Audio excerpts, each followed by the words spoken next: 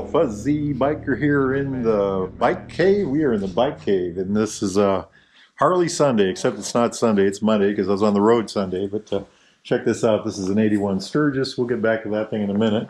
Old knucklehead right there. That's actually a 57 Hydroglide.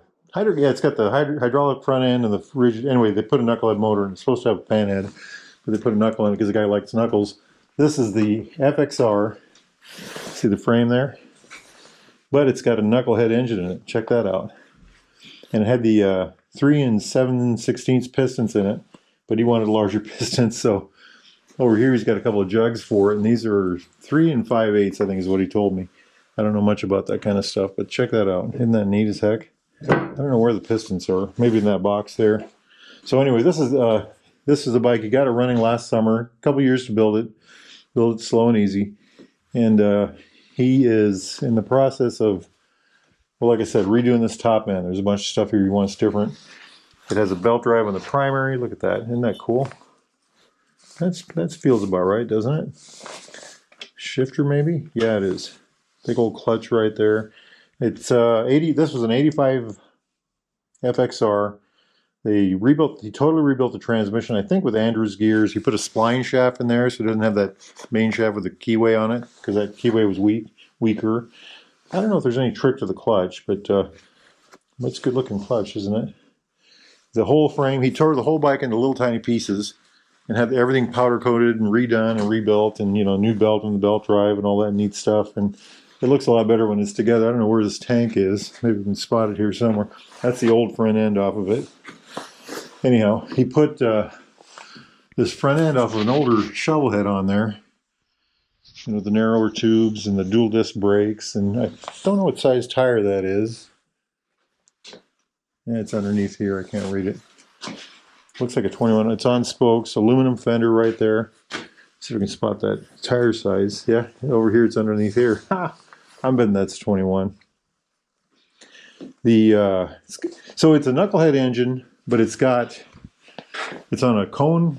Here, let's pull this up a little bit. Cone right there. So it's a cone motor with electronic ignition.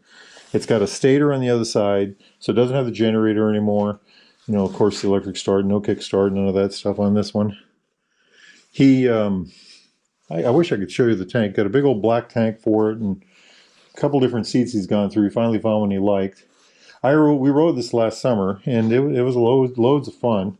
It had loads of torque. It had so much torque that I think I got the wheel off the ground just by accident. Just gunning it. And so this summer, when we gets it all back together, especially with those bigger jugs, we'll see what we can do with it.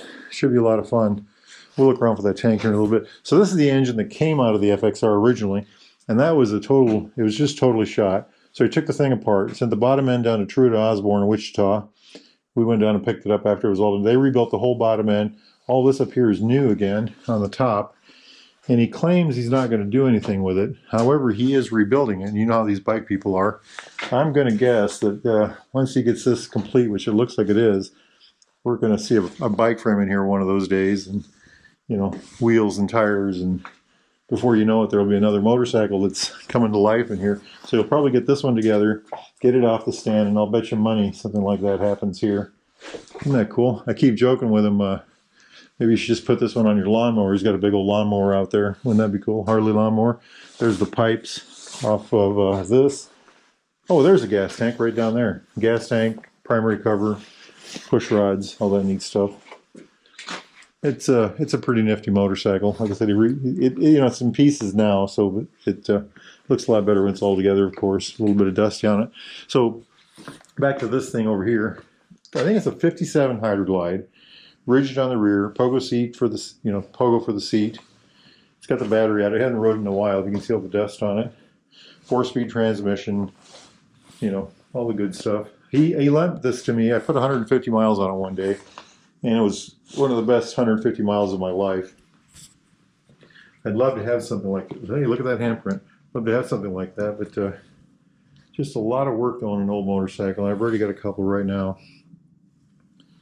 Very well. He actually, this is a Hydroglide front end. Everything else back here is modern parts. A reproduction frame, reproduction, SNS motor, reproduction, this, that, and the other thing. So it looks like an original bike from here back with a knuckle and engine. But this right here is actually the original Hydroglide stuff. Jumping over here, this is a classmate of mine's bike. I think it was a year behind me maybe. And he bought this quite a while back, and he's been tinkering with it for years. It used to be black and orange. It's a Sturgis. I think it was black and orange original color, and he had it that way for a long time. Rode it quite a bit. Started when I started having trouble with it, and you know, one of these things where people work on it over the years and do different things. And anyway, they finally got my good buddy here that owns the Bear Cave. He got the starter back together, and looking around at the wiring, and didn't like what he saw in a lot of places. So they're going to redo some. I'm almost ashamed to show you, but they're going to redo some of that stuff, get it a little more flight worthy. You know what I mean. And then they'll get this thing back together and get it running. The guy that owns this, he's a heck of a guy. He was kickstarting it everywhere we went. And that's quite a feat for a big old bike like this. But he did it well. He knew the tricks, you know.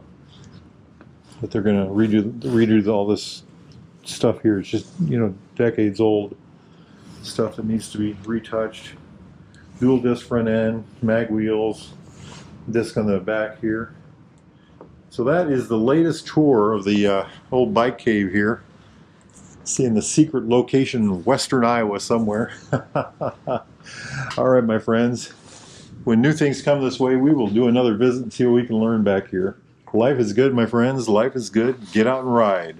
Wahoo! Wahoo! Wahoo! Wahoo! Wahoo! Wahoo! Wahoo!